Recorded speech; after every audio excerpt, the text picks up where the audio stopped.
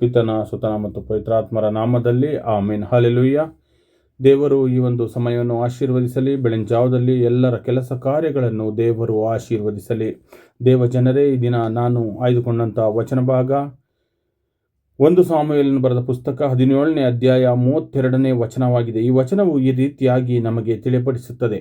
ದಾವೀದನು ಸೌಲನಿಗೆ, ಆ ಫಿಲಿಷ್ಟಿಯನ ನಿಮಿತ್ತ ಯಾರೂ ಎದೆ ಬಡಿಯಬೇಕಾಗಿಲ್ಲ, ತಮ್ಮ ಸೇವಕನಾದ ನಾನೇ ಹೋಗಿ ಅವನೊಡನೆ ಯುದ್ಧ ಮಾಡುತ್ತೇನೆ ಎಂದು ಹೇಳಿದನು ಎಂಬುದಾಗಿ ಈ ವಾಕ್ಯ ನಮಗೆ ತಿಳಿಪಡಿಸುತ್ತದೆ. ಈ ವಾಕ್ಯ ದಾವೀದನ ಧೈರ್ಯ ಮತ್ತು ಒಂದು ಬಲವನ್ನು ನಮಗೆ ತೋರ್ಪಡಿಸುತ್ತದೆ. ಆದರೆ ದಾವೀದನ ಧೈರ್ಯವು ಸ್ವಂತ ಬಲದಿಂದ ಬಂದದ್ದಲ್ಲ, ಅದು ದೇವರ ಮೇಲಿನ ಅಚಲವಾದ ನಂಬಿಕೆಯಿಂದ ಬಂದದ್ದು ಎಂಬುದಾಗಿ ನಾವು ತಿಳಿದುಕೊಳ್ಳಬೇಕು.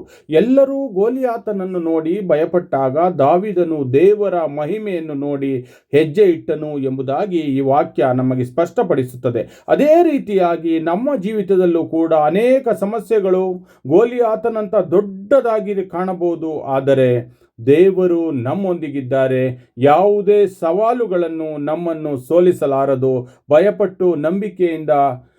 ನಾವು ಭಯಪಟ್ಟು ಹಿಂದೆ ಹೋಗುವುದಲ್ಲ, ನಂಬಿಕೆಯಿಂದ ಮುಂದೆ ಸಾಗೋಣ.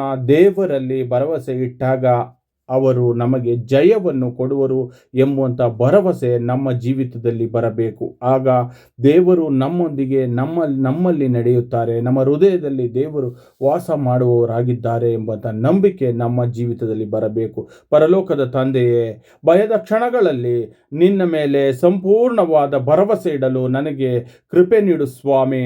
ದಾವೀದನಂತೆ ಧೈರ್ಯ ಮತ್ತು ದೃಢ ನಂಬಿಕೆಯನ್ನು ನನ್ನ ಜೀವನದಲ್ಲಿ ಬೆಳಗಿಸು ಎಂಬುದಾಗಿ ದೇವರಲ್ಲಿ ಪ್ರತಿದಿನ ಪ್ರಾರ್ಥಿಸೋಣ. ಆಮೇನ್.